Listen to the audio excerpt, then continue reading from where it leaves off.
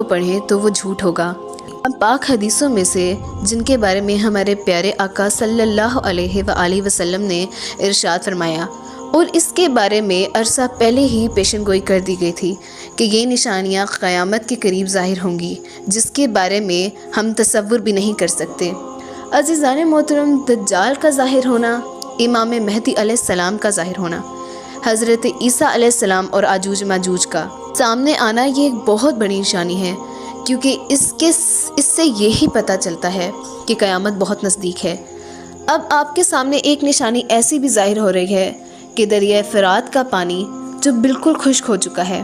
क्या आप ये तसव्वुर कर सकते थे कि इस हद तक हमारा वक़्त गुज़र जाएगा?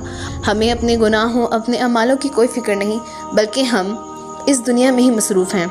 दरिया फ़रात वो मैदान है जिसका पानी सिदरतुल मुंतहा, जो अल्लाह के अर्श पर एक पाक दरख्त है, उस दरख्त को सिदरतुल मुंतहा कहा जाता है। मिराज की रात हमारे प्यारे आका सल्लल्लाहु अलैहि वसल्लम सिदरतुल मुंतहा के मुकाम पर गए और उन्होंने वहाँ इस दरख्त को देखा तो हैरान हो गए और फरमाया कि वो दरख्त इस कदर हुसीन था कि उसके पास से दो नहरें बह रही थीं। एक नहर यहाँ से दरिया नील को जाती है और दूसरी नहर दरिया फ़रात।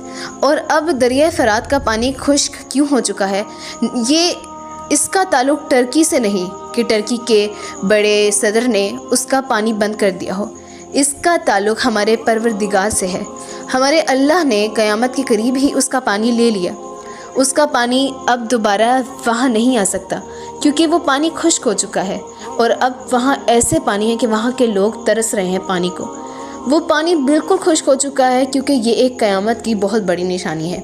कुरान मजीद में दरिया फ़रात के पानी को खुश्क हो जाने में एक और बात भी कही गई कि वहाँ से एक सोने का पहाड़ ज़ाहिर होगा, जिस पहाड़ के पीछे दुनिया लड़ाई करेगी, जंगें करेगी।